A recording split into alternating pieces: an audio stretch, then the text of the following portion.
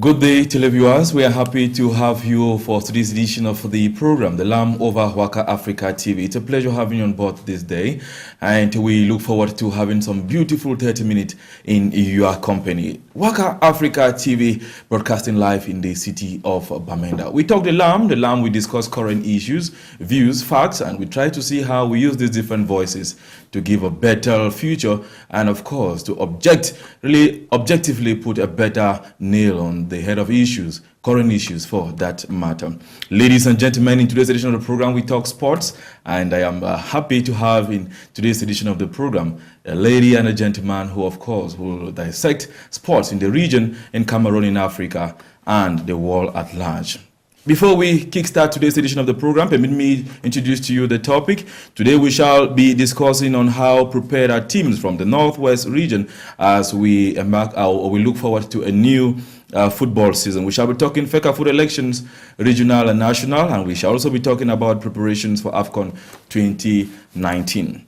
I now introduce to you my guest. I'll start on my left, Wanchia Cynthia. She is a journalist and a sport reporter. It's a pleasure having you in the studios, madam. It's always a pleasure to be here. On my right, we have Bakah Derrick. He is a journalist and a football reporter. It's a pleasure having you in the studio, sir. Nice to be here as well.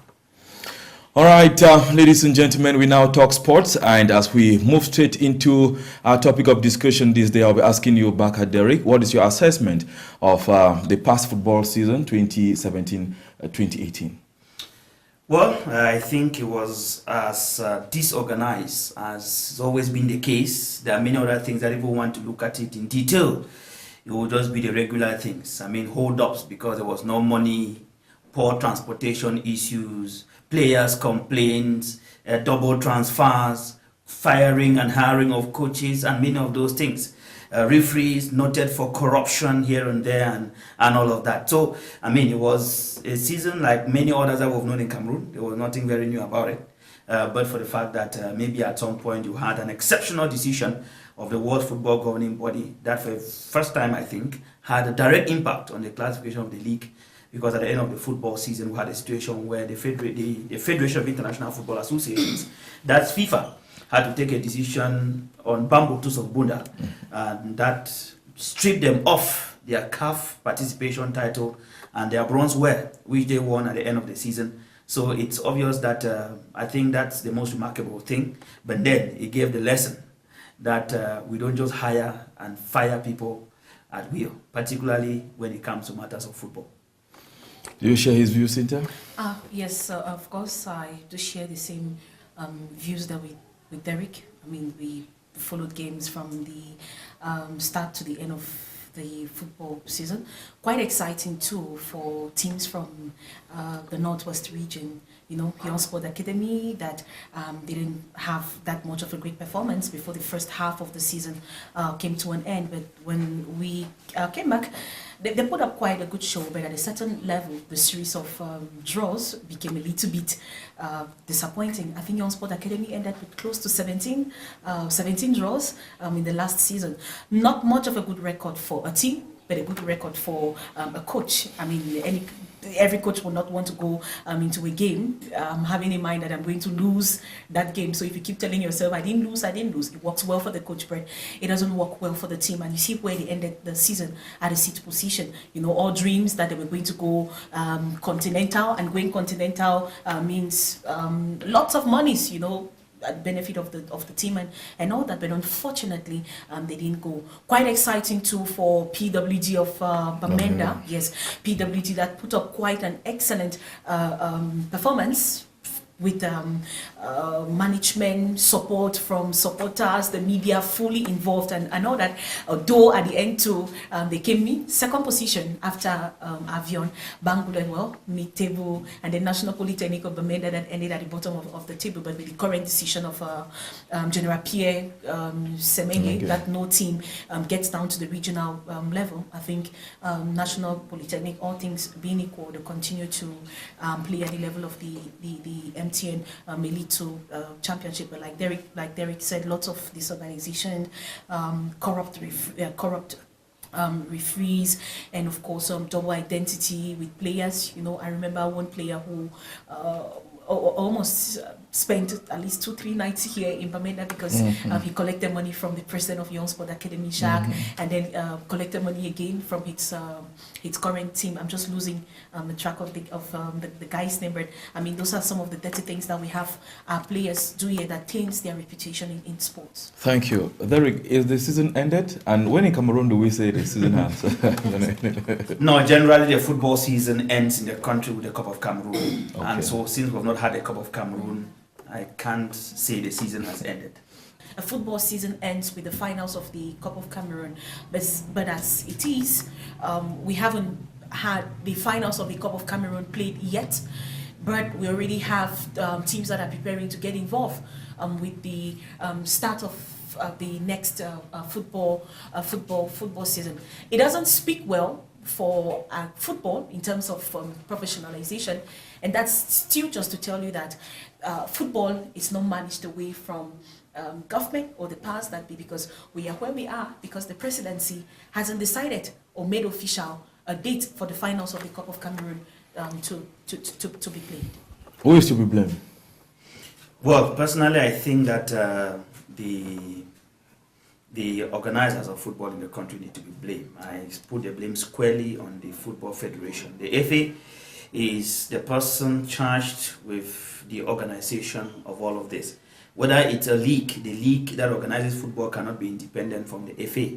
So you cannot tell me that the FA that is in charge of the cup finals will not work in consonance with the league, as if the league is an independent body. No. The league is a structure under the FA, and there's no way you want to give me the impression that the league functions almost like an island. Because the major question you'll be asking is, what pressure is the league under to be announcing all the dates and changing? Who is forcing you? Must you announce? This is the point. What is the interest? Where is the pressure coming from? So nobody went there with a whip beating somebody to say the league will start on the weekend of the 3rd and 4th. So must you say it? So now that you are even saying that it's going to start in November, the question is, what is the guarantee that it will start on the 24th? It still looks to me very strange, and I think that I can only put squarely the blame on the persons at the helm of the FA. And I'm afraid that in a country like ours, where you have military generals who are made to lead football, there is that possibility of a military general wanting to prove that he's a general. Because even the president of the FA, who is supposed to be the boss of the FA president, there's a tendency for him to start saying "Mon General," and start, to start respecting him when it comes to matters of decisions on the life of football in the country. It's not fair to have a situation where a league president will want to be more authoritative than the federal president. That's the president of the federation, because at least it is an aspect.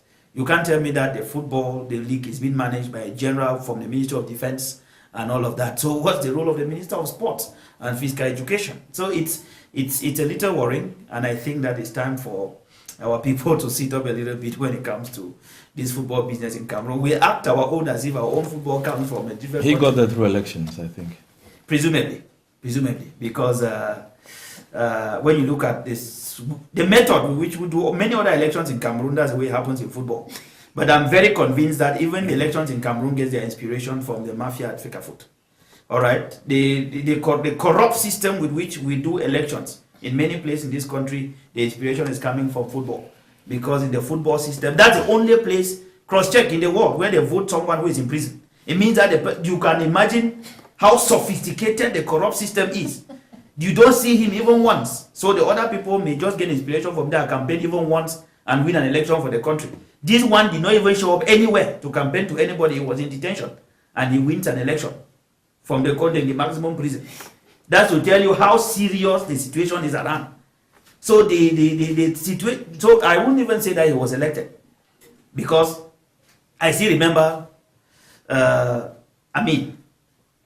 When I normally worked as a team press officer, I had the privilege of attending a couple of teams, and when I got to one of those meetings, I saw the kind of drama that normally takes place during some of these meetings, and I told myself that truly Cameroonians, let us just limit ourselves to the entertainment that those boys give us on the pitch. Don't bother yourself about knowing what happens away from there. Presumably, Semenge was elected. Oh, sorry, General Semenge was elected to be the president of the league. But I can put it to you that what is happening to the league now, with lots of protests from the league owners. I call them league owners because there are people who foot the bills. Yeah. They run the club. They know where it pinches. And you go and bring some guy who has just been turning him around and making his money from sitting to be their boss. This is exactly where our problem is. And they will keep convincing ourselves that he was elected. I am tempted. I'm sure that we'll come back to the issue. But if I tell you how the process of someone who is an independent candidate to get elected into a league or into even to the federal system or to head a league, you just understand that there is clear room for anything to happen. I am tempted to say that you are just painting a picture of what is happening in our own triangle, but concerning football, it should be the same thing that happens virtually. No, football inspires what happens in the triangle, yes. All right, I'll be turning to you, Cynthia. Are there hopes that the 2017-2018 season will end before the 24th? Well, I can't say for sure. I mean, from the start, we talked about it will be the first time we are witnessing this, right? Great. Yes. So let's see what happens. I mean, from now to the 24th, you still have about 3 weeks.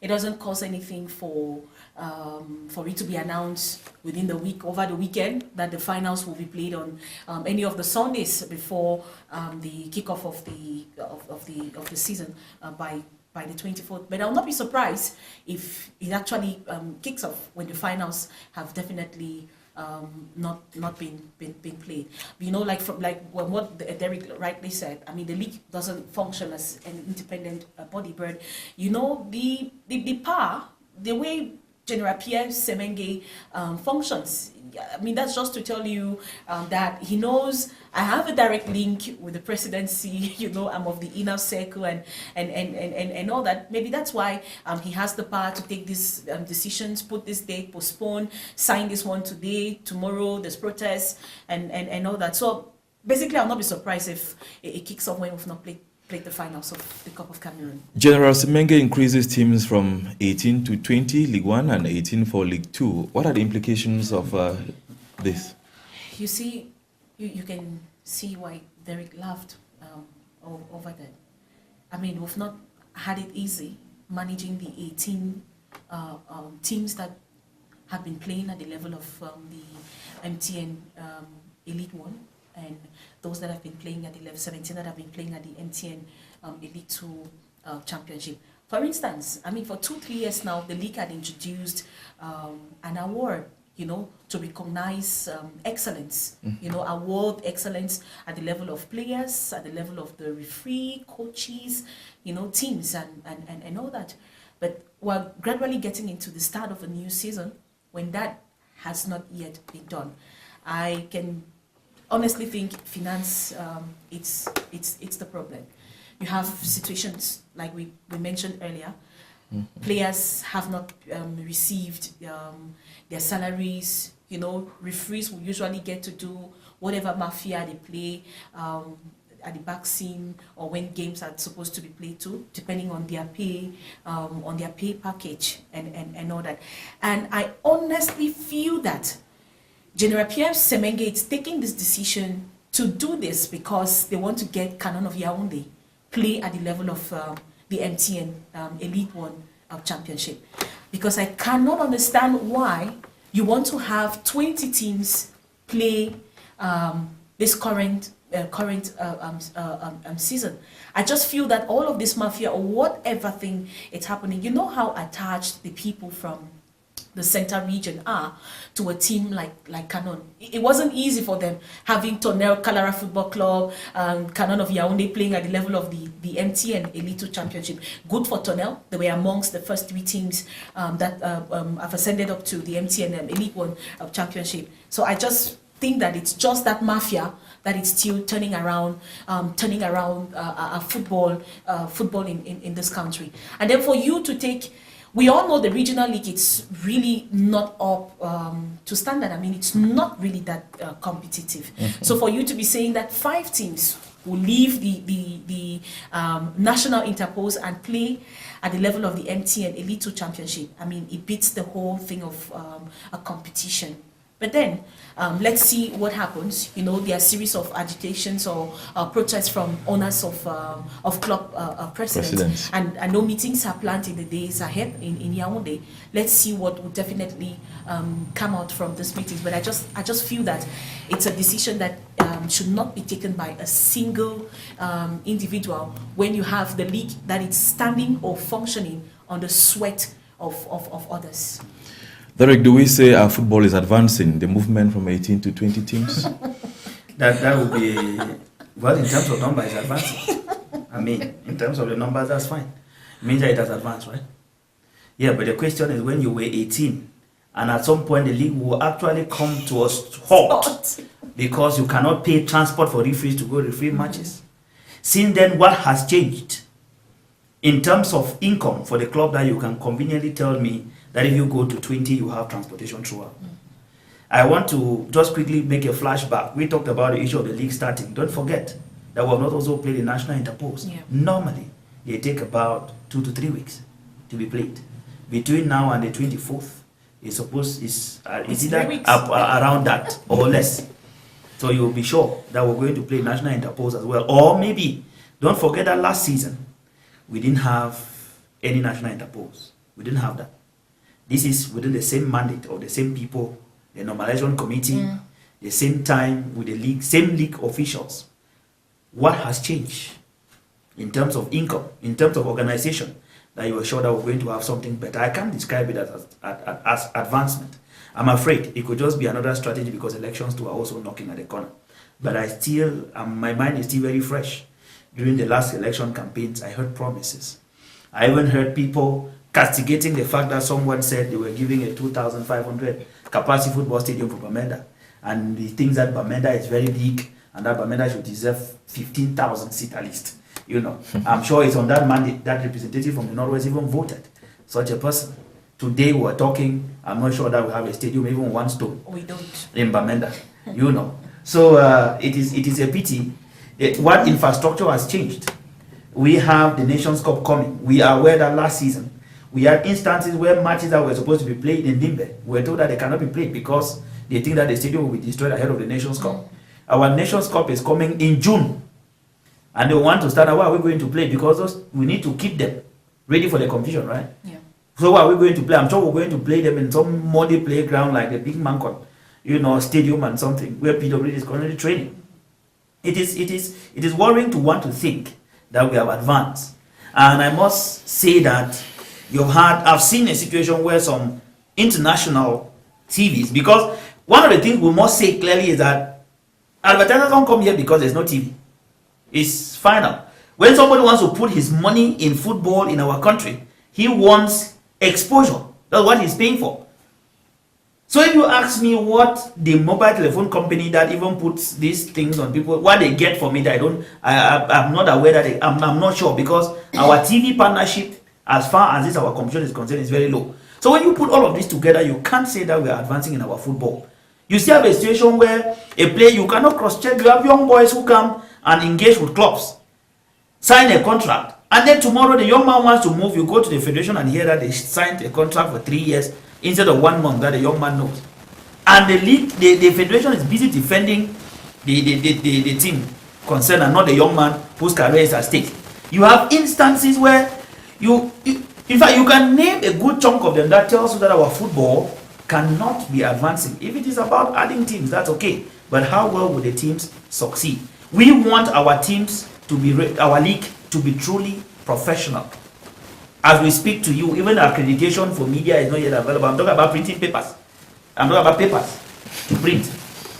I'm telling you about even going to check the website. I'm sure the last time the website was updated was when somewhere in the middle of the league last year. All these are things that people are on salary for doing. In fact, we can't, I don't know, but it's hurting at times when you want to compare our league and other leagues in the world, and then you want to say that it's advancing. I don't think we are. We need to build a governance system that really respects those who invest their time and their money in the game. That is lacking in Cameroon. And just to add, I mean, there are other African countries whose leagues have already advanced. You know, they are far gone into the first half of their football season, and we have clubs that qualified for continental championships. You know, be the African Champions League, where you have Coton Sport and UMS of Loom. The Confederations Cup will now have new stars that came up to replace Bambutu Sabuda, and a winner of the Cup of Cameroon, and we don't know the winner yet. You know, so these teams are not yet into any competition. And when the continental championships will kick off, you find these teams going there to perform. What results do you expect these teams to get back here? You know, I remember when Young Sport Academy went continental and were humiliated in Tunisia by Yes, you know, that's a team that had played almost 14, 15, 16 league games before getting into the Continental Championship. And Young Sport Academy was just going there after playing 1 or 2, 3 games or so. And they even played, and you saw the performances that they had. So you not even say that league it's advancing in any way. Thank you. Before the start of the 2017-2018 football season, we had such delays, and the complaint has always been monies. Do we say that it is because of these problems that they've decided to merge the Northwest to the West and the Southwest to Littoral Coast? I don't know what the whole thing behind merging. I mean, there are lots of persons. We could also talk about security concerns. There are lots of persons who have read meaning, you know, into the whole thing. Some see it as the continuous assimilation of the English-speaking side of the country, to link the Northwest with the West region, and then to have the Southwest on the littoral. I don't think it's that. I remember last season, if my memory isn't familiar at all, I believe that, was it the Minister of Sports and Physical Education who said the league should be able to stand on its own financially, taking into consideration the number of years that they have been existing. You know, stop running short on money, and each time you want to attach to the fact that subvention that was to come in from the Ministry of Sports has not come in, money that had to be given to you by FECAFOOT, it has not come in at all. We should not be at that level where we still want to keep complaining about finances and all that. You know, I remember when we played.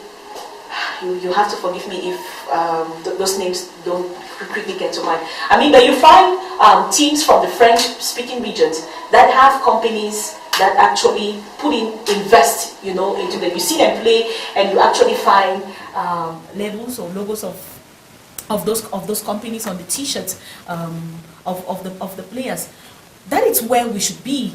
You know, that is where the league should be at the moment. We should not be at that level where we always want to attach finances to every failure of the professional football league. Do not be surprised. At this moment, we still do not know what is the hold-up or what is the reason for this series or for this postponement, because I still tried going through that communique this morning and I didn't see it. And I said, before you know it, when we get to the 24th, something will come up around the fact that it was a financial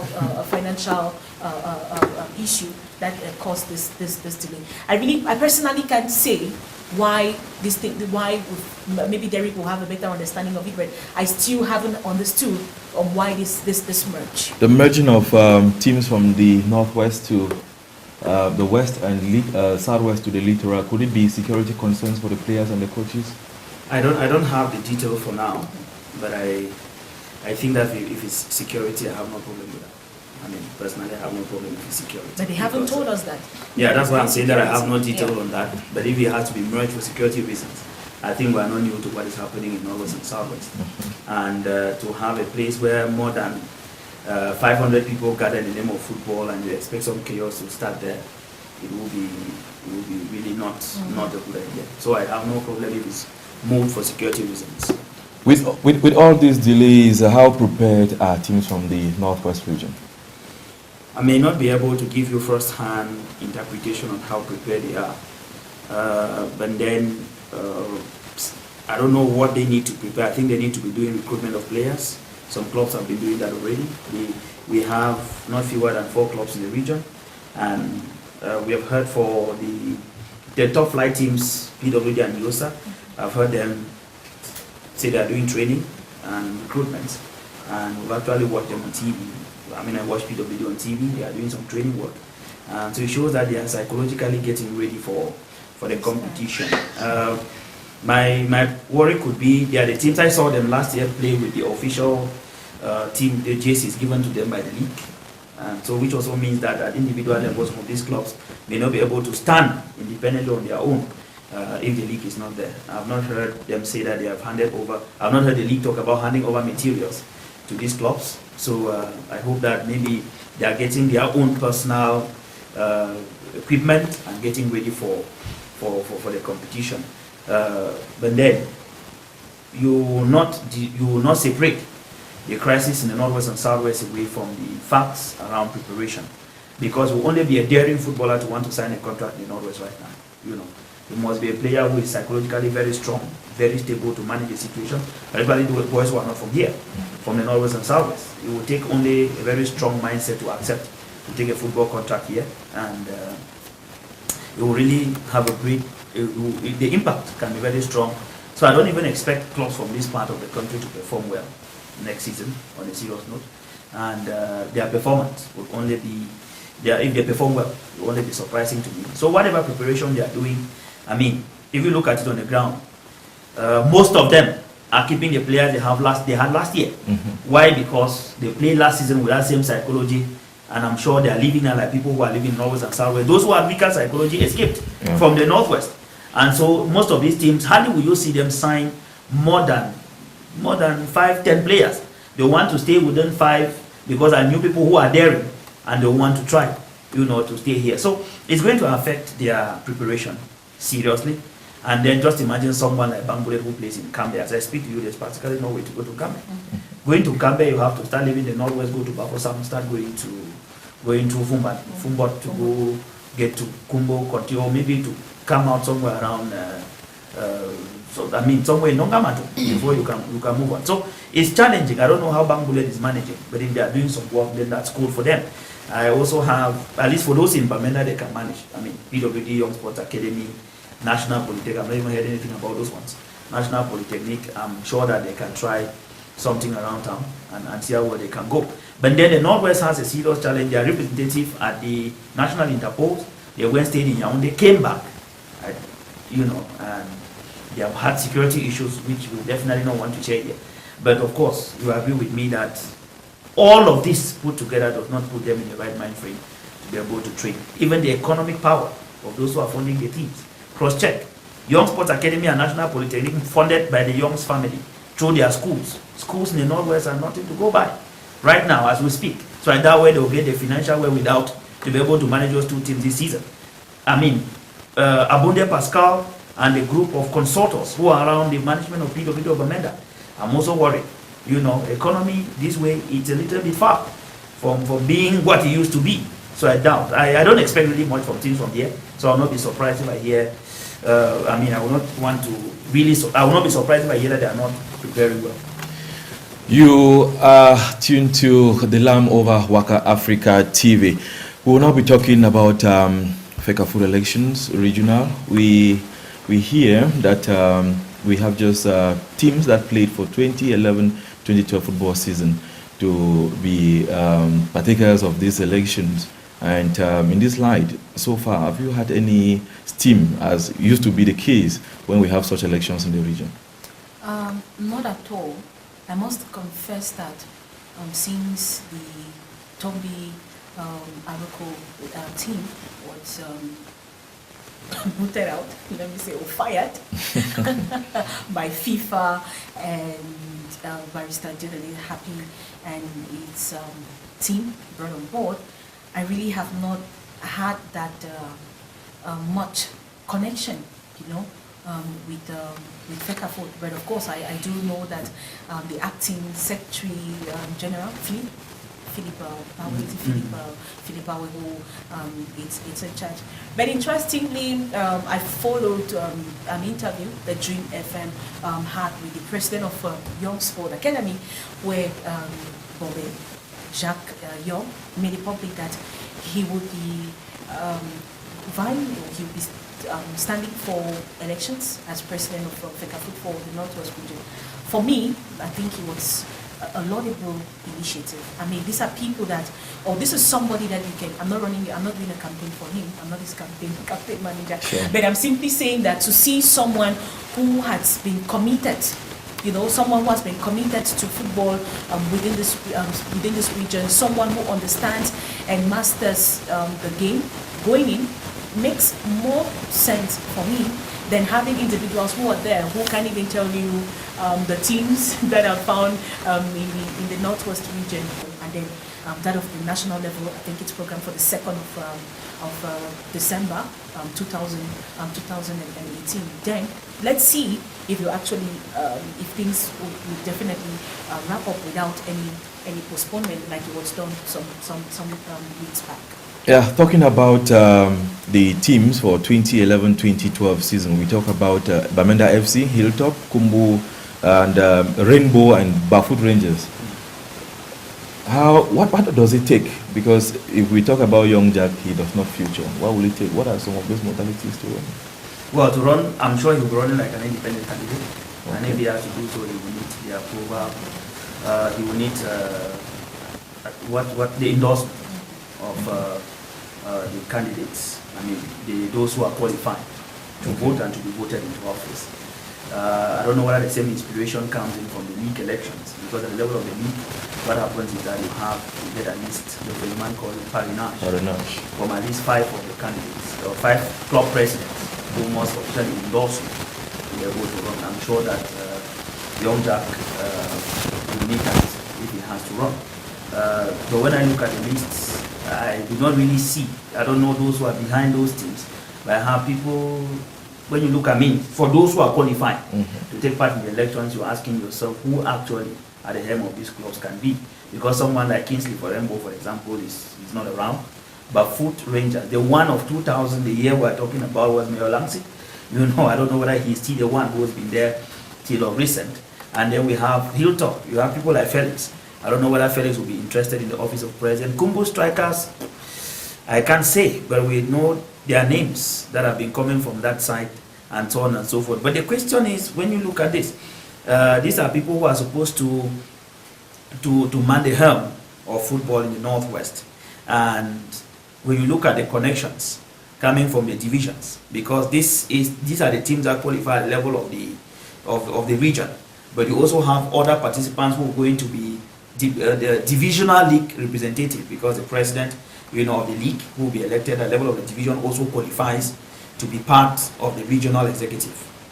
So you have the 7 divisions who come up with their representatives plus this number, and then I don't know whether we'll have other associations. We have a problem of laws in Cameroon. Football laws in Cameroon are always in French.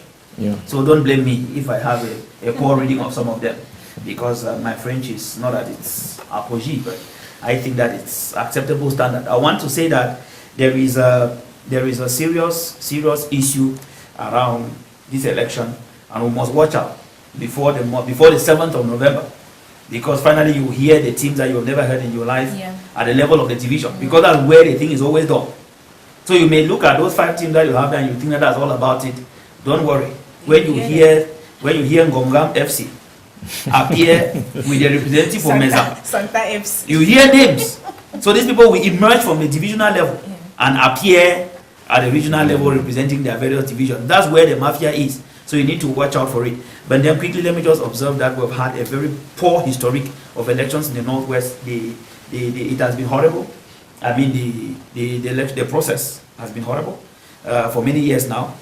I still remember in the times of John Binder, Bobby Young Francis, there are talks of who become president, and then you have someone like JB, he comes into office there for many years, and then actually you don't see completely what they have done with football in the region. Only for him to turn around and be fighting with his own Secretary General, Mr. Kappa Christopher, who takes over, and then we start hearing teams appearing in their names from left, right, and center. You are like, okay, so this person also used to own a team Yeah, and to tie it. Well, we're looking forward to a very difficult election, and we actually do not even need to stress ourselves with if we have this arrangement. It's just to let it be.